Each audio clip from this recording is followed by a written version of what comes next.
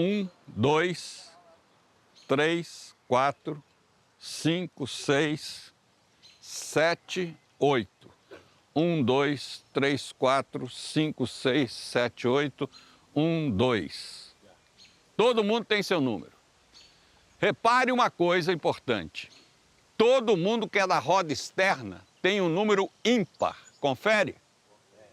E todo mundo da roda interna tem um número par. Então agora você vai anotar ou no papel ou na cabeça uma pergunta que eu vou fazer. A pergunta número 1 é só para quem tem o número 1. Para mais ninguém, só para quem tem o número 1. Qual é o maior acerto do MST? A pergunta para quem tem o número 2.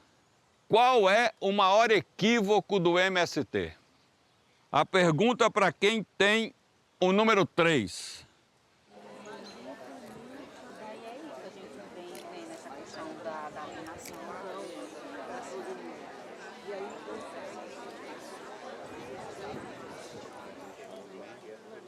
Faz por aqui, ó, por aqui.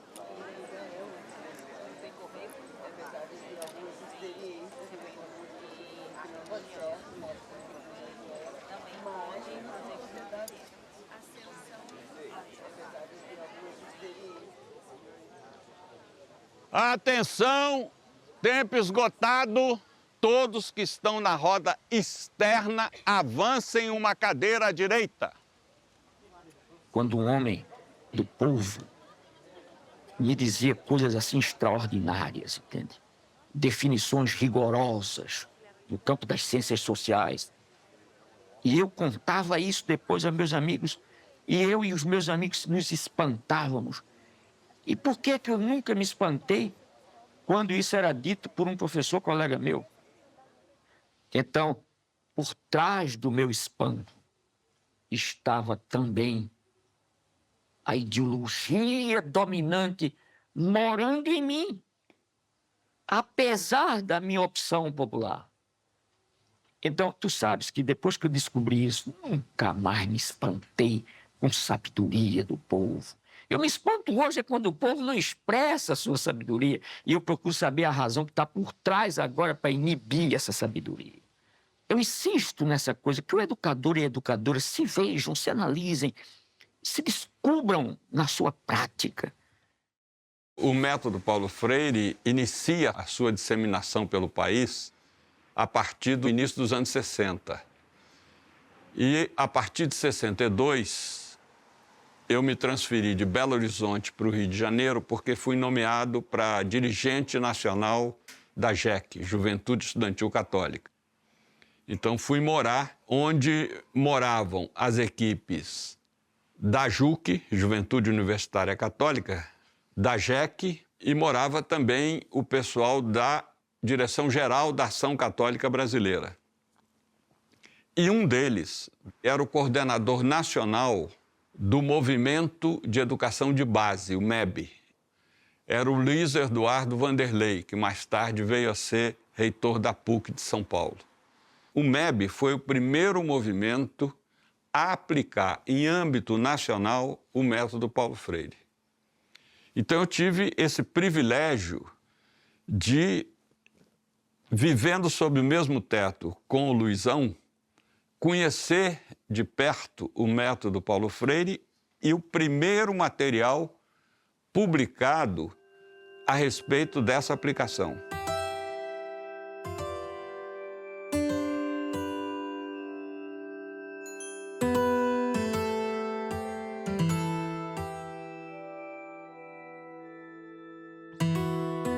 Eu aprimoro o uso que faço da metodologia com algumas experiências posteriores que eu tive. Uma delas foi ser assistente de direção do Teatro Oficina, na montagem do Rei da Vela, dirigido pelo Zé Celso Martins Correia.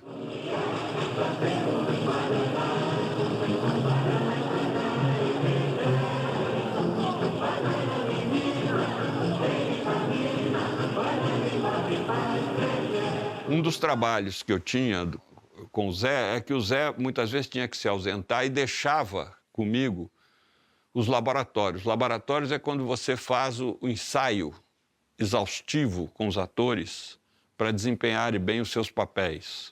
Então, o teatro me enriqueceu muito na aplicação do método Paulo Freire, porque também é um trabalho indutivo, também é um trabalho em que você tem que ter muita arte da improvisação.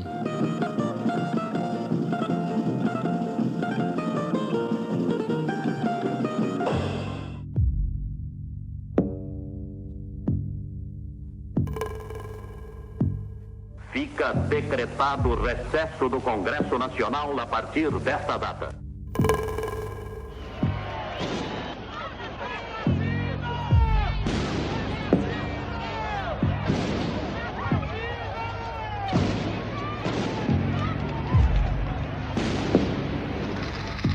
Eu entro num período em que, por razões ideológicas da conjuntura, eu acabo negando o método Paulo Freire, entre aspas, que foi o período da ALN, em que eu aderi ao grupo de luta armada comandado pelo Marighella, Ação Libertadora Nacional, com um grupo de frades dominicanos. Nós éramos apoio aos guerrilheiros da ALN. Seja bendito o nome do Senhor, desde agora para sempre, desde o nascimento até o ocaso. Nós fomos muito influenciados pela concepção leninista de assalto ao poder. Ou seja, se conseguirmos derrubar a ditadura, vamos implantar um governo socialista, vamos libertar o Brasil do capitalismo, etc. Manual do Guerrilheiro Urbano, Carlos Marighella. A crise brasileira, porque resistir à prisão, teoria e ação revolucionária.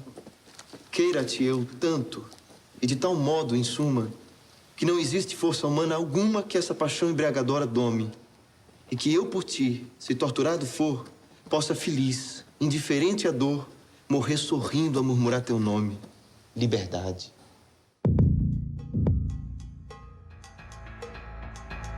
Claro que fomos derrotados, embora a luta tenha tido seu mérito e muita gente dado a sua vida pelo processo de redemocratização desse país. Porém, eu fui preso, como vários foram presos. E durante os 4 anos, de 1969 a 1973, eu tive uma experiência inédita, porque isso aconteceu apenas, que eu saiba, com 6 presos políticos, 3 frades e 3 leigos, que nós fomos retirados, 2 anos depois de conviver com os presos políticos, retirados do meio deles para passar a conviver com presos comuns. Por que fomos transferidos do meio de políticos para o meio de comuns? Porque a ditadura tinha convencido que a repercussão, a má imagem da ditadura no exterior se devia à igreja e que quem fornecia as informações eram nós, religiosos. Era verdade. Só que a ditadura ingenuamente pensou que, nos separando dos políticos, nós não ficaríamos sabendo o que se passava nos porões. E quando nós chegamos na penitenciária, o diretor nos favoreceu muito ao fazer toda uma propaganda que nós 6 éramos terroristas. Não se aproximem deles, porque senão a pena de vocês vai ficar mais complicada ainda. E foi a melhor coisa que esse homem fez. Por quê? Porque nós 6 tínhamos muito medo dos presos comuns, pela violência que há entre eles, as disputas, as facadas, estiletadas. A gente assistiu cenas de morte no recreio. Mas a fama de terrorista fez com que eles nos respeitassem.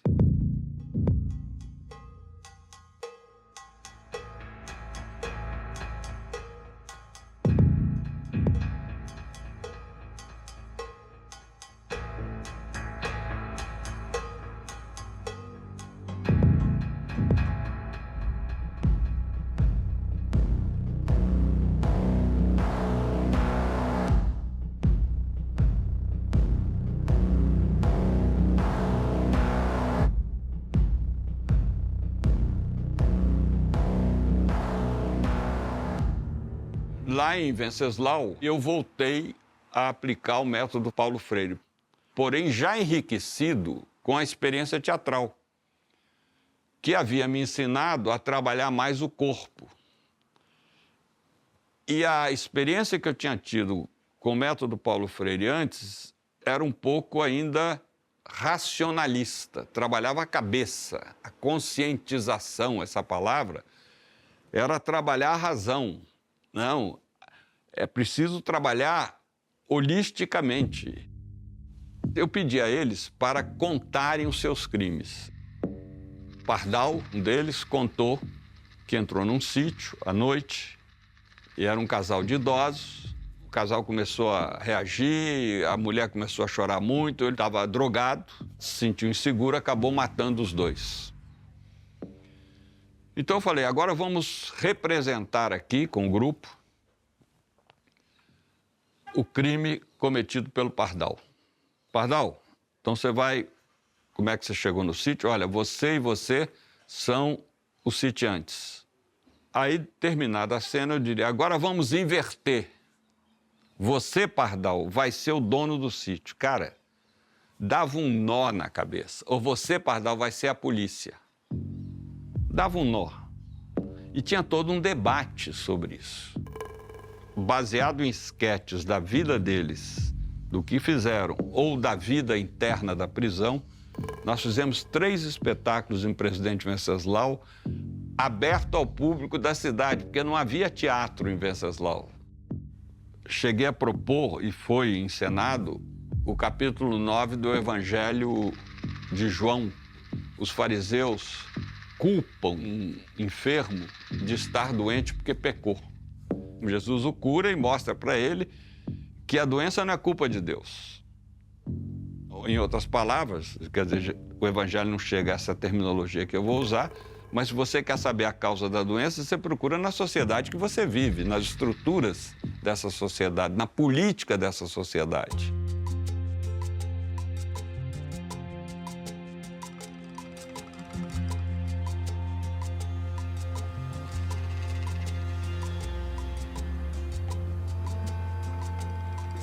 Se queríamos libertar o Brasil, tínhamos que trabalhar com o povo. Então, eu saí da prisão disposto a fazer trabalho popular. Por isso que eu fui morar em favela e me dediquei ao trabalho das comunidades eclesiais de base em todo o país.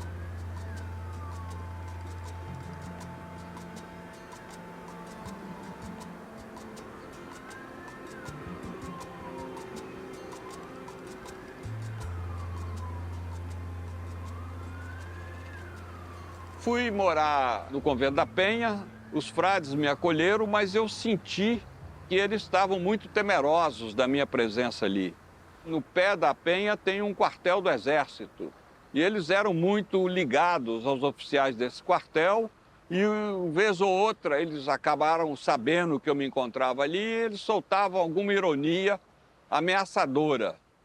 Então, os frades me traziam em coleira curta, né? Eu tinha que chegar cedo no convento, eu não tinha a chave do convento. E eu sentia que eu era uma presença incômoda. Na verdade, eles me acolheram por obediência do seu superior e não tanto por solidariedade ao meu passado, à minha situação. E aí, eu encontrei um leigo, agente pastoral, Luiz Fabiano, que também tinha sido preso político. E a gente se deu muito bem e resolvemos, então, procurar aqui em Santa Maria um barraco que a gente pudesse comprar para habitar. E isso chegou aos ouvidos do bispo, que, por sua vez, acompanhava um grupo de cristãos de classe média alta, do qual fazia parte o governador do Espírito Santo. Não, Frei Beto, nós vamos dar a escritura lá. Eu falei, mas vai dar para o morro inteiro?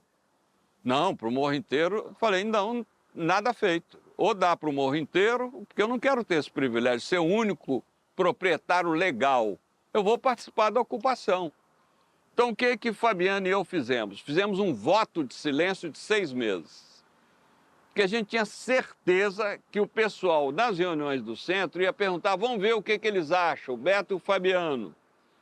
Achando que por a gente ter curso superior, a gente saberia dar ideias mais interessantes, etc. E a gente queria aprender com o povo. O Beto mudou a forma de nós nos comunicarmos com o pessoal dos movimentos populares. O pediatra queria convencer as mães a fazer pré-natal, a fazer o acompanhamento pós o parto, né? Educação da vacinação das crianças. Então, o que o médico fazia? Ele fazia o seguinte: pegava uma mãe que tivesse mais clareza e consciência daquele processo para fazer a reunião com as mães. Antes era o médico que tentava convencer, mas não era muito bem entendido. Eu só entendi que é bom dar o nosso leite para o bebê. E o que mais que ele disse? Não entendi porque eu não sou estudada. Mas quando ela disse que sabia cozinhar, pedi que ela então explicasse o frango ao molho pardo. A dona Maria se levantou e deu uma explicação muito detalhada de como pega o frango, como mata, como tira o sangue para fazer o molho, enfim, tudo direitinho. Aí eu falei: Dona Maria, a senhora e o doutor Raul, os dois perdidos numa mata, e uma galinha, ele morreria de fome e a senhora não. Ela deu um sorriso de orelha a orelha. Nesse momento ela descobriu algo que é óbvio, mas que poucas pessoas percebem. Não existe ninguém mais culto do que o outro. Existem culturas distintas, paralelas e socialmente complementares. Isso é um princípio básico da educação popular. Não se pode confundir cultura com escolaridade.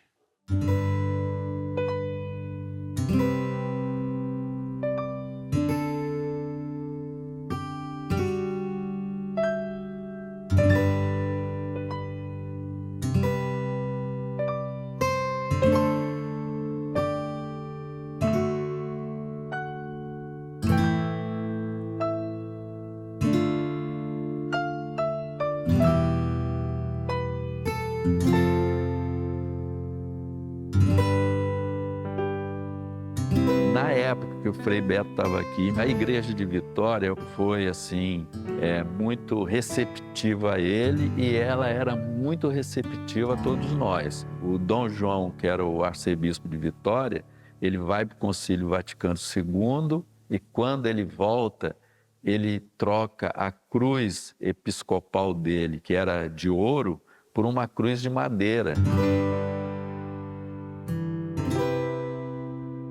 Os bispos convidaram cerca de 10 a 12 jovens que atuavam na pastoral de juventude para trabalhar remuneradamente, né, na equipe de Cáritas. A partir daí, nós fomos preparados, formados nessa linha mais socioeconômico-política, de maneira mais sistemática, né?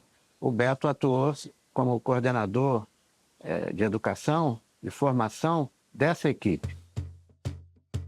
Por que será que o pedreiro constrói a casa durante a vida toda e ele não tem uma casa para morar? Ele mora de aluguel ou num casebre. Então, assim, ir refletindo em cima da própria experiência, isso no linguajar. Os gestos sempre foram muito importantes, né? Gestos de expressão corporal. A pessoa tomar consciência da sua humanidade. Vamos olhar no olho um do outro? E a partir da coragem de olhar no olho do outro, mudava o tom da fala. Daí você vai de um trabalho de formação para as lutas coletivas, de reivindicação de água, de transporte coletivo, de escola melhor para as crianças. Era sempre uma educação popular que gestava uma ação de transformação imediata. Recortávamos diariamente as notícias da área socioeconômica, política e religiosa.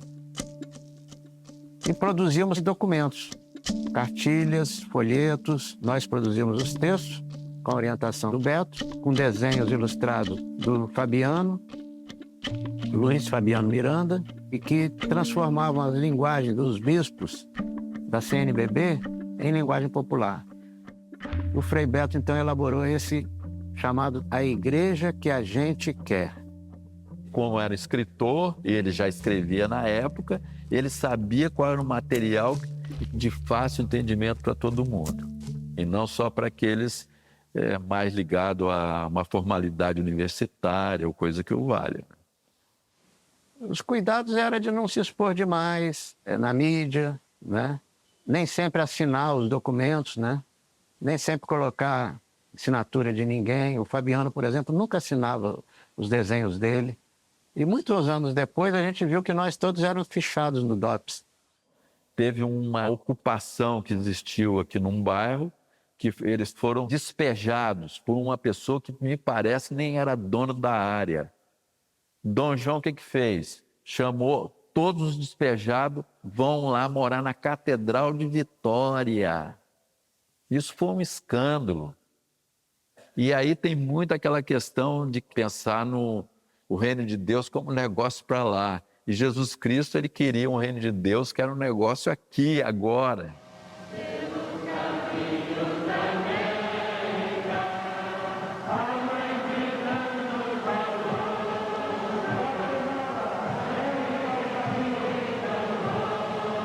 Juntaram-se em Vitória 70 pessoas, 7 bispos, 5 assessores e mais por volta de 60 agentes pastorais, alguns apenas elementos das bases. E ali se realizou o que se chamou depois primeiro encontro intereclesial das comunidades de base do Brasil.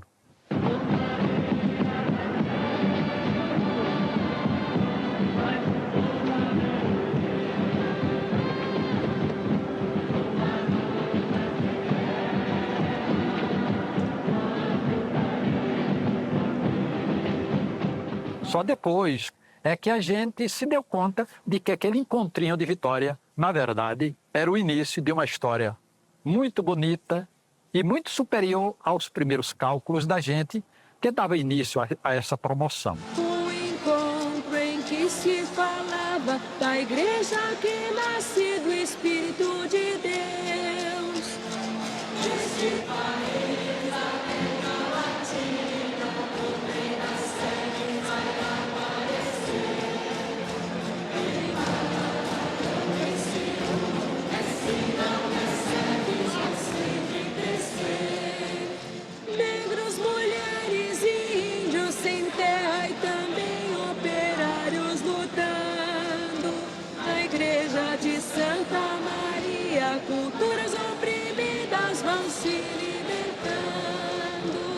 Quando um cristão fala, bem, como é que você mistura a fé com a política? Eu falo, bem, eu não sei é de quem que você é discípulo. Eu sou discípulo de um prisioneiro político. Então, na minha opinião, o cristão não ter uma incidência política na sociedade é negar o discipulado de Jesus, que foi condenado à morte por essa incidência que a mensagem espiritual dele teve na sociedade. Jesus não morreu nem de hepatite na cama, nem de desastre de camelo numa esquina de Jerusalém. Foi preso, torturado e processado sobre 2 poderes. Nós não podemos esquecer que, em função da ditadura militar, os movimentos sindicais, os movimentos populares, eles estavam tudo nos porões. Eles não estavam aparentes. Então, a Cáritas, a igreja, ela, através das comunidades de base, por uma questão religiosa, mas a questão religiosa ela não existe se não for uma questão social, uma questão política. O povo da comunidade é o povo que mora na periferia, é o povo que mora no bairro, é o povo que precisa de ônibus, precisa de médico. Então, essas coisas se misturam. E a Cáritas, então, ela é muito influenciada pelo trabalho do Frei Beto para que possa ir dando suporte, dando infraestrutura para essas novas caminhadas sociais, como do movimento popular, dos grupos de operários. E a igreja, aos poucos, ela vai fazendo o quê? Pastoral operária, pastoral da saúde, pastoral, né, uma série de pastorais sociais.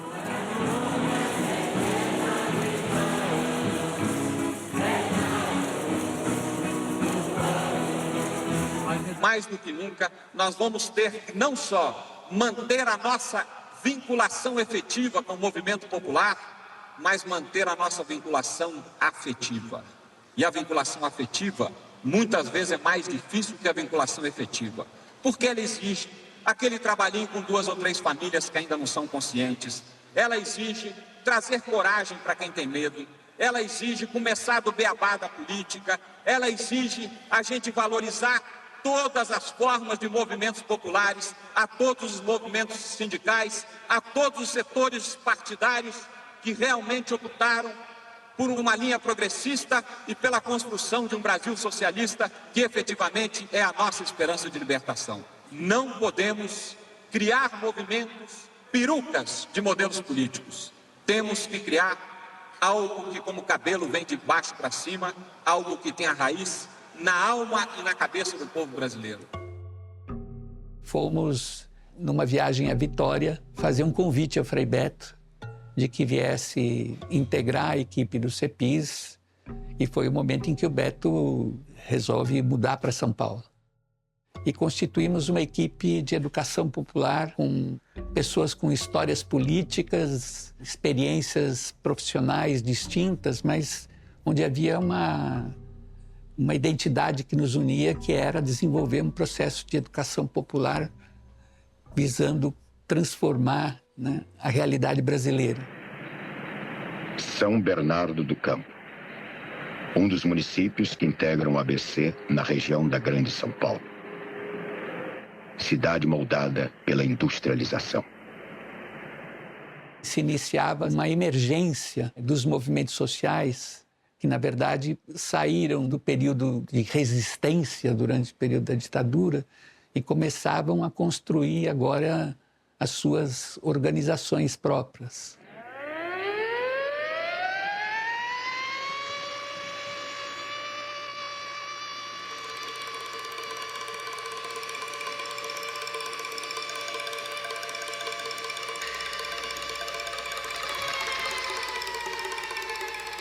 E foi nesse contexto em que a gente criou o CEPIS, a convite da Madre Cristina, que era diretora do Instituto Sede Sapiense, né? E o Beto trazia justamente a contribuição de uma coisa que era muito importante naquele momento, que era a discussão da articulação entre fé e política.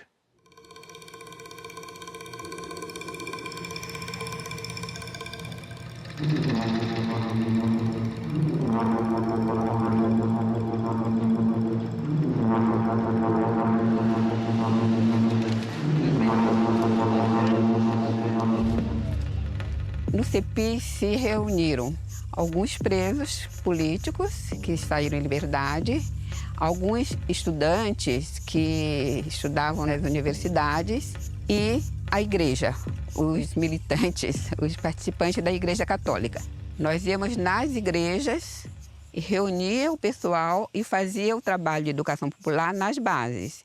E o Frei Beto fazia o trabalho junto com a diretoria do sindicato, junto com o Dom Cláudio Gomes. E o CEPIS começou a assessorar a formação política. Então a gente começa a organizar, que depois veio chamar, antes se chamava Pastoral do Mundo do Trabalho, que era uma das prioridades da diocese, ele passa depois a se chamar Pastoral Operária, porque o Pastoral do Mundo do Trabalho cabia o patrão e cabia o empregado. E aí como é que faz para juntar as contradições, como lidar com essas contradições? Aí não, aí se criou a Pastoral Operária. No salão paroquial nós projetávamos a foto da fábrica e dos seus arredores e perguntávamos aos trabalhadores, nessa foto, o que vocês não fizeram? O que o trabalho humano não fez? E eles diziam, bem, não fez o céu, não fez a árvore, não fez a terra. E a gente, então, dizia, isso que o trabalho humano não fez chama-se natureza. E o que o trabalho de vocês fez? Ah, fizemos os caminhões. E o que pertence a vocês? As bicicletas. Aí a gente começava a problematizar. Porque justamente o método visa aprimorar a leitura do mundo antes da leitura do texto e despertar a consciência crítica. E aí a gente pegava do debate as palavras mestras, as palavras-chave, como caminhão, natureza, cultura, e fazíamos o processo propriamente dito de alfabetização.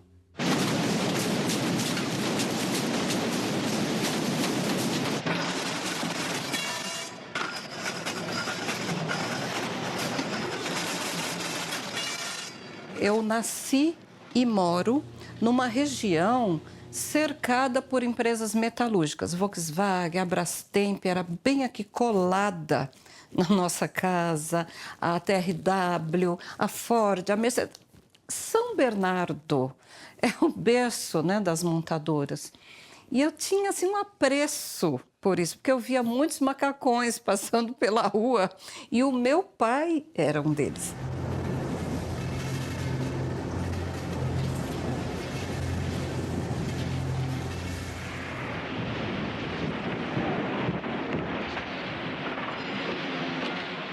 Eis que um dia vou a uma palestra e lá uma pessoa falando sobre a Bíblia e falou de um jeito diferente.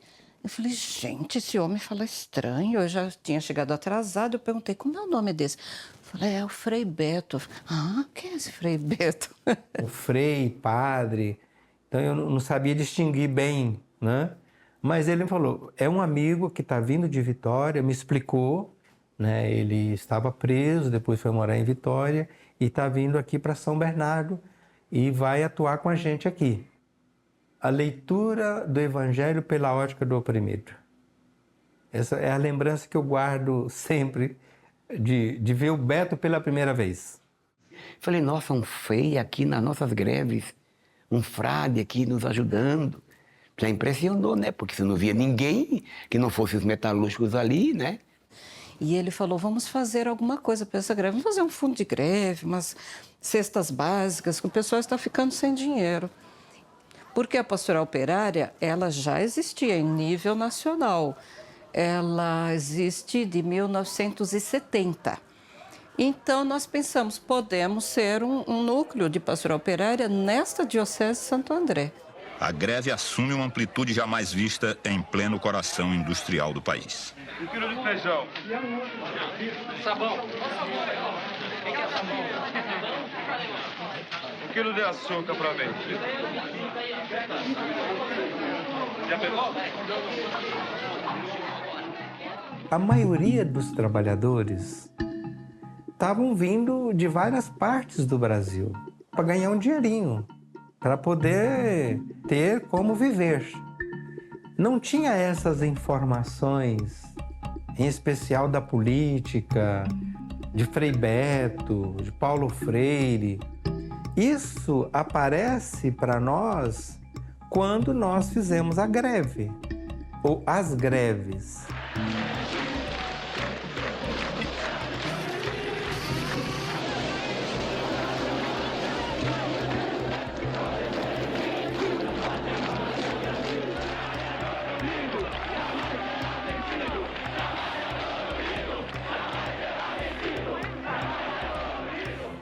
Ele começou a ir nos bairros.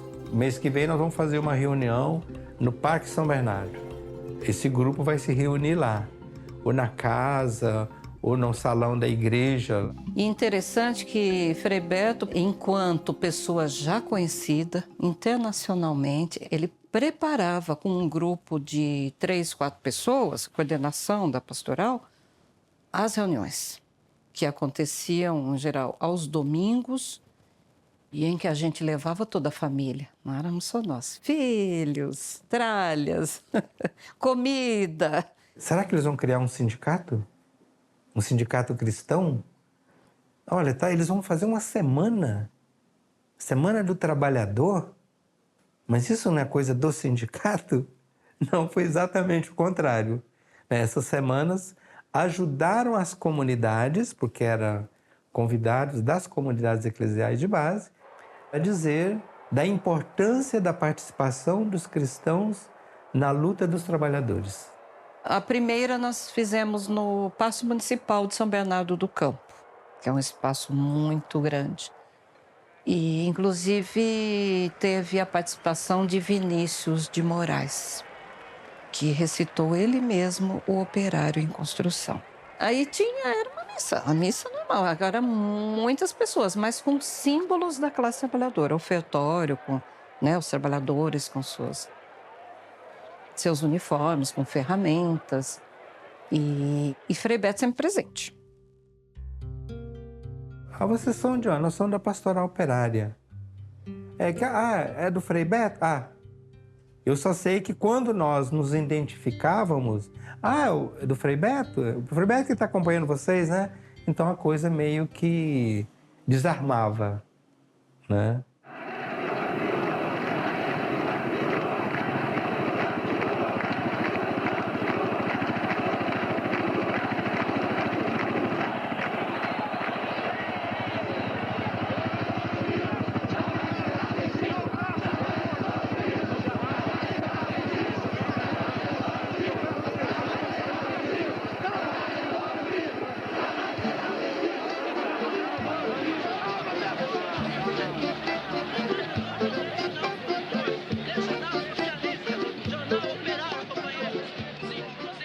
Com a prisão de toda a diretoria, eu me lembro que um dia foi se juntando ali no Paço Municipal mais de 200 mil trabalhadores. Um grupo de pessoas junto com o Frei Beto foi até Dom Cláudio. Dom Cláudio, o senhor precisa estar.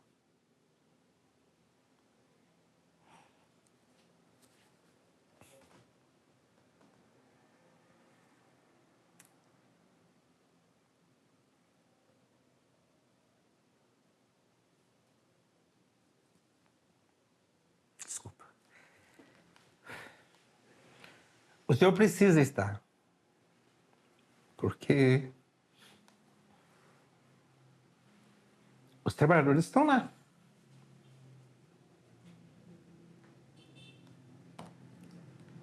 E eles precisam de ajuda. A diretoria está presa. E não sabem o que vai acontecer.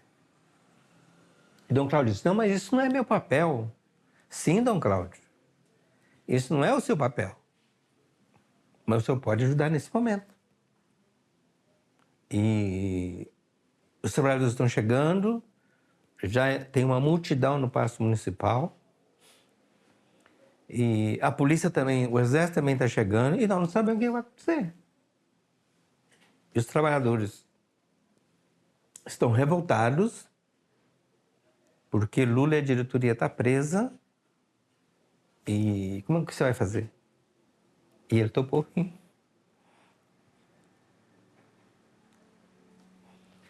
Esse foi o dia marcante. E eu lembro que chegou no palanque o Dom Cláudio, o Tito Costa e Frei Beto.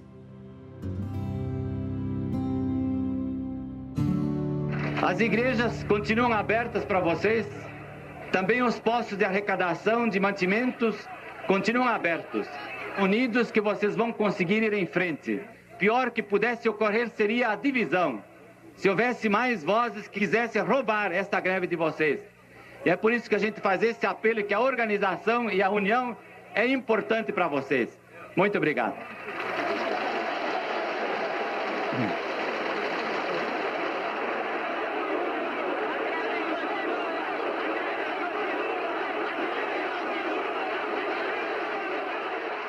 Quando o Lula foi cassado, e a diretoria também, e que deveria entrar uma nova diretoria, tínhamos ali duas chapas, e naquelas duas chapas tínhamos a nossa chapa, uma chapa encabeçada pelo companheiro Jair Meneghelli. Eu fui eleito na diretoria para vice-presidente daquela chapa, e durante toda a campanha nós não falávamos uma palavra nas portas de fábrica. Então, quem fazia a campanha para nós era Lula e a diretoria antiga, a diretoria que eles chamavam de antiga, que era a diretoria do Lula, toda a diretoria cassada. E o Lula percebeu isso. Logo após a posse, o Lula chama o Frei Beto. Fala, Beto, você precisa dar um curso de oratória para essa peãozada. Ninguém sabe falar nada.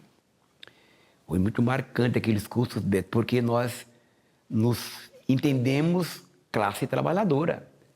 Nós nos entendemos como parte da luta de transformação social. Que bom aquele tempo de investimento na formação de todos nós. Nós éramos 30 trabalhadores, eu dividi em 6 grupos de 5. E pedi que cada um contasse a história do seu avô, do seu pai e de si mesmo.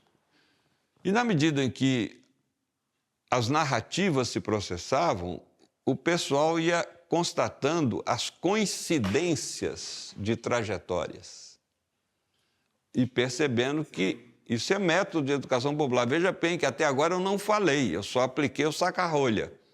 Educação popular você tem que usar 2 ferramentas pela ordem, saca-rolha e chave de fenda.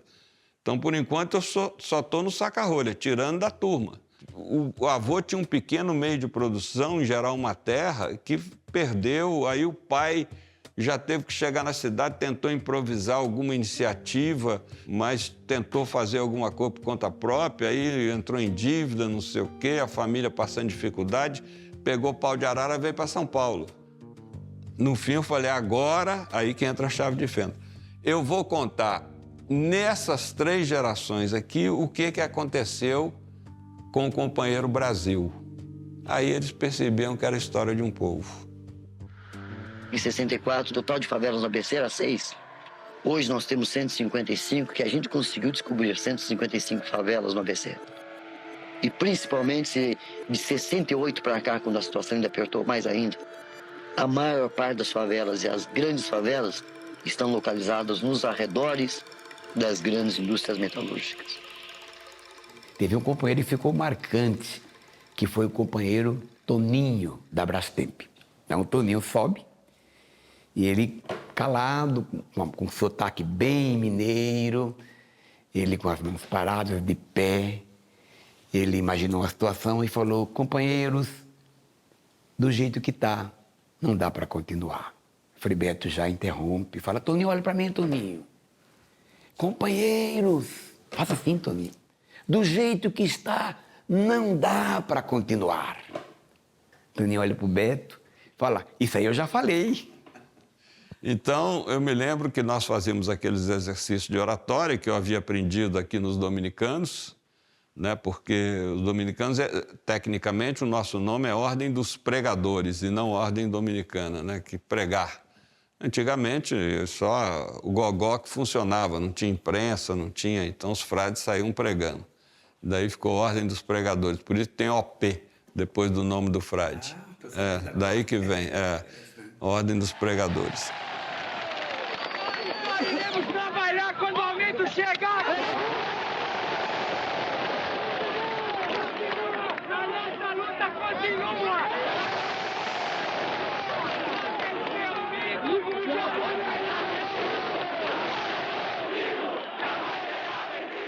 Viniendo yo del mundo de la teología de la liberación y de la militancia de los movimientos juveniles, me invitaron en 1980 a ir a Brasil a dar mi testimonio de cómo había sido que desde mi militancia cristiana me hubiera involucrado en una guerrilla que luchaba con las armas en la mano. Había mucho interés a nivel internacional en ese tema. Entonces, a conocer lo que estaba pasando en Latinoamérica y me permitió conectarme también en ese entonces con el sindicato de los metalúrgicos. Fui al sindicato, conocí a Lula. Entonces, en julio se conmemoraba el primer aniversario de la revolución y yo era parte del comité organizador de ese primer aniversario.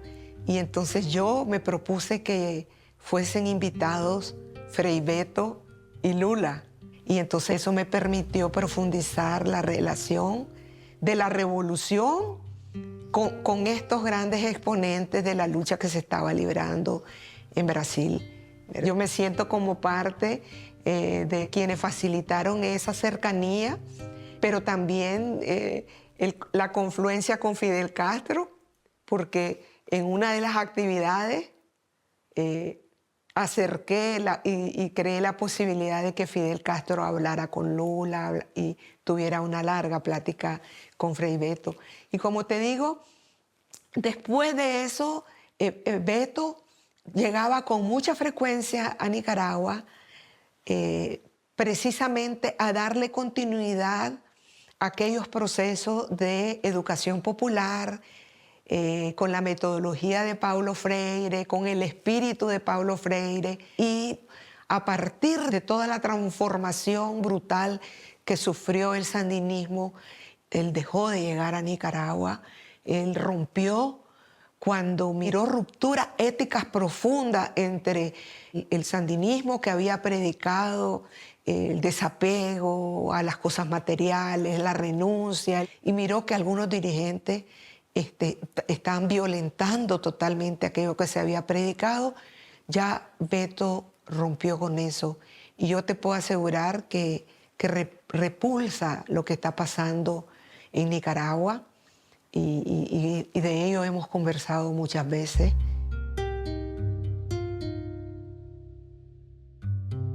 O Beto, né, ele estava naquele processo de construção de uma relação com o Fidel, em torno do tema Fidel e a religião, né?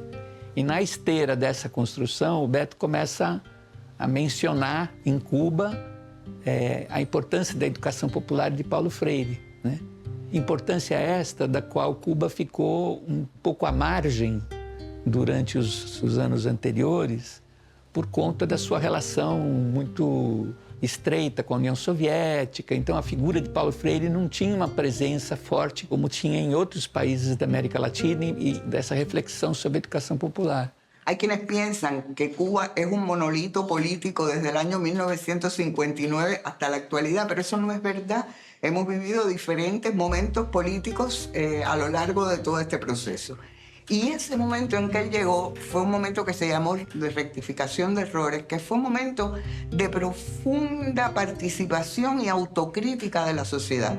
Empezamos a mirarnos por dentro, las organizaciones, la gente, en asambleas, etc. Y cuando Beto llegó, nos dijo: lo que les hace falta es educación popular. Y nos llegaron los materiales de los talleres metodológicos y nos dimos cuenta que no funcionaban en la realidad cubana.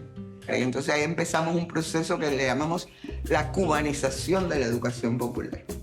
En el año 1987 se funda el Centro Memorial Martin Luther King, que es una experiencia muy singular en un proceso de reconsiderar la misión misma de la Iglesia a la luz del contexto revolucionario de un país socialista. Evidentemente era un proceso de concientización, y eso nos puso a buscar en el campo de la teología latinoamericana de la liberación y en el campo de los educadores cristianos que trabajan en iglesias, comunidades de base. O método está baseado em la dialética marxista, portanto, prática, teoria, prática. Hay que partir de la gente. La gente sabe, pero la gente muchas veces não sabe que sabe. La gente conoce, pero muchas veces não sabe expressar su conhecimento. Quem habla primeiro são os educandos e não os educadores.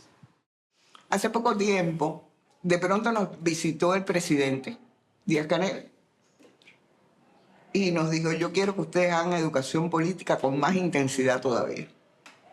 Que hagan educación política en todas partes, que hagan educación política con los jóvenes, que hagan educación política con el poder popular, que es la forma de gobierno cubana, que hagan educación política con el partido, que hagan educación política con nosotros, con los dirigentes. Y entonces salió un proyecto que está en funcionamiento por el cual todavía estamos haciendo más educación política, ahora con un reconocimiento de las instancias políticas y administrativas del país de que la educación popular es la educación que necesita, es la educación política que necesitamos. Y sobre todo en maneras de producir ese encuentro de saberes, ese encuentro de experiencias, ese encuentro multiactoral que se tiene que producir en la base, en el municipio, donde necesitamos producir alimentos inocuos y sanos para una población que hoy, por causas diversas, entre ellas el bloqueo de Estados Unidos, todavía nosotros importamos al país el 70% de los alimentos que producimos. Y en la situación global de precios, de crisis, apostar a rutas que conduzcan a la soberanía alimentaria es estratégico. Tenemos que hacer com que essa regeneração tenha um profundo sentido revolucionário.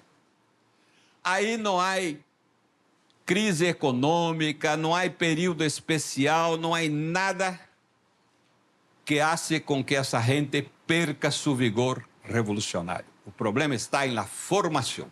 Ese es el punto.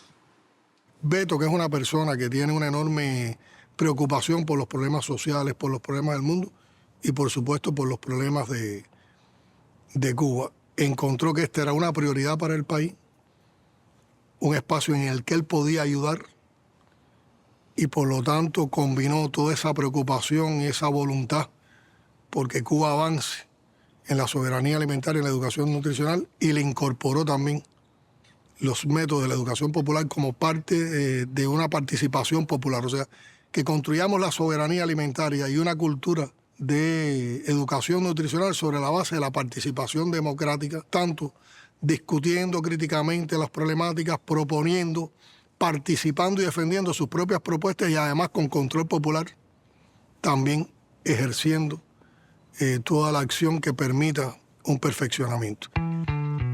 Y fue tan especial ese momento que yo creo que todo el mundo quedó comprometido y sobre todo convencido de cuánto podía aportar la educación popular en el ejercicio también de dirección y sobre todo de trabajo con la población. De repente, o Díaz-Canel estava diante de militante comum de base. E a gente vai rodando. Resultado, aquela pessoa de base, às vezes inibida, que diz, eu vou lá no encontro, mas eu não vou falar nada. Imagina, vai estar lá presidente, vai estar lá o chefe disso, o delegado. Não vou falar nada. Não tem jeito de escapar. Todo mundo tem que falar, todo mundo participa. E essa rodada vai quebrando a inibição.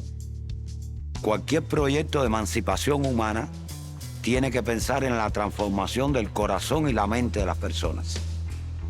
Por eso es increíble que en países como Brasil, después de un ejercicio de un gobierno de tanto beneficio popular, de tanto esfuerzo del gobierno a favor del pueblo, con tradiciones políticas tan fuertes como las que porta el PT y muchos de sus aliados, se produce la elección de una persona como Bolsonaro.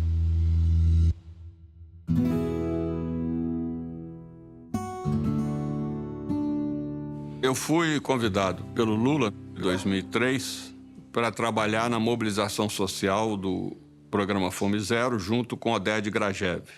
Então eu fiz todo um desenho de como o Fome Zero deveria funcionar nesse setor popular. Eram justamente as oficinas que o Fome Zero implantaria no método Paulo Freire para poder conscientizar os beneficiários do Fome Zero. Foi uma espécie de ícone, assim, né? No sentido de que a presença do Beto lá era a presença da educação popular no governo, né? Muitas outras pessoas de sociedade civil foram para o governo, né? Mas, de alguma maneira, a presença do Beto, ela simbolizava a presença da educação popular como parte do projeto de governo. O Lula topou, tem o Fome Zero, a gente está animado, eu vou para lá, mas eu preciso levar gente, né, comprometida e quero que você vá, não sei o quê, nós discutimos, bom, estamos juntos. Aproveitar esse espaço institucional, que ele te permite um contato com milhões de pessoas, atender às necessidades concretas das pessoas, mas fortalecer os movimentos populares. O Fome Zero chegou a ter comitês gestores organizados pela sociedade civil, principalmente pelos movimentos sociais, em metade dos municípios brasileiros. Mais ou menos 2.500 municípios. E depois isso foi desmantelado, porque o Fome Zero virou Bolsa Família, e o Bolsa Família já não tinha mais o controle dos comitês gestores, mas passou o controle das prefeituras. A história da governabilidade, os acordos políticos. E eu me lembro que aí os projetos passaram pela mão dos prefeitos. E aí, para mim, foi a... Aí o CEPIS percebeu isso e falou, Beto,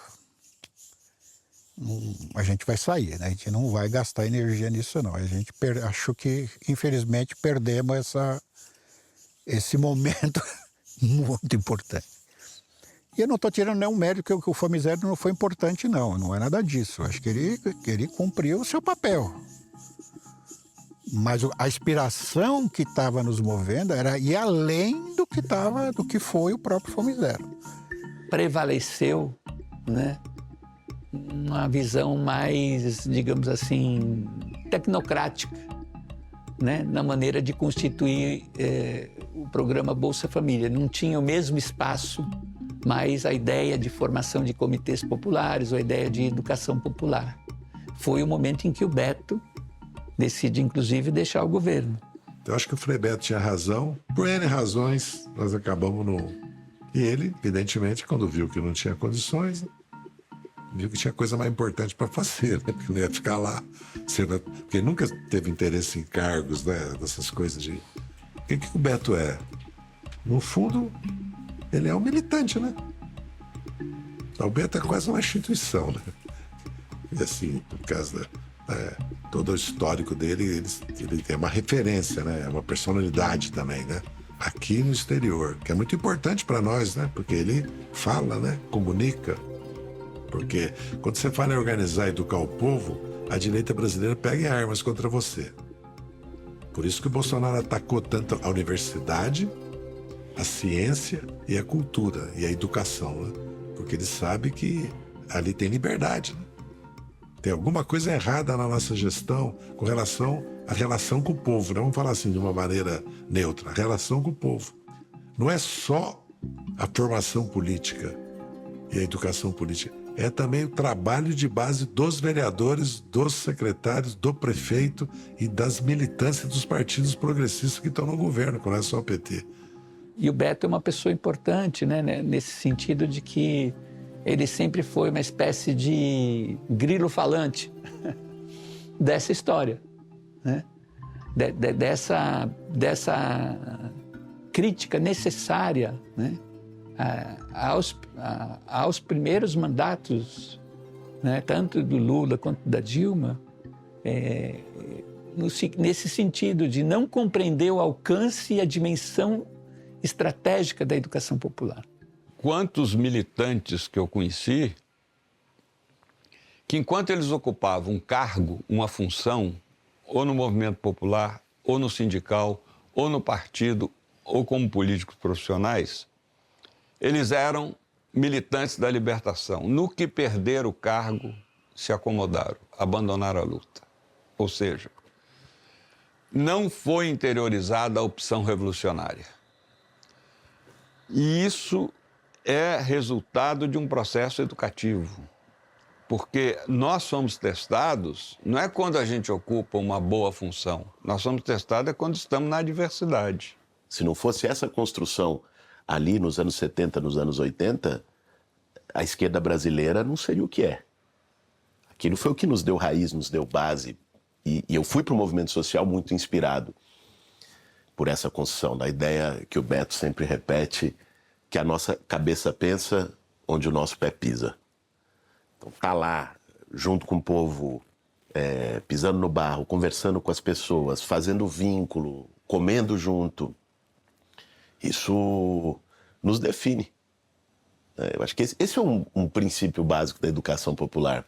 A minha proposta hoje para o governo Lula III é que as duas condicionalidades do Bolsa Família, que são a vacina e a escolaridade das crianças, seja acrescida a capacitação profissional, no sentido de você deixar com que a família, e geralmente a mulher, continue dependente do governo federal, tenha um empreendimento, mas através da capacitação profissional você introduz o Paulo Freire, introduz o método e introduz, portanto, a consciência crítica.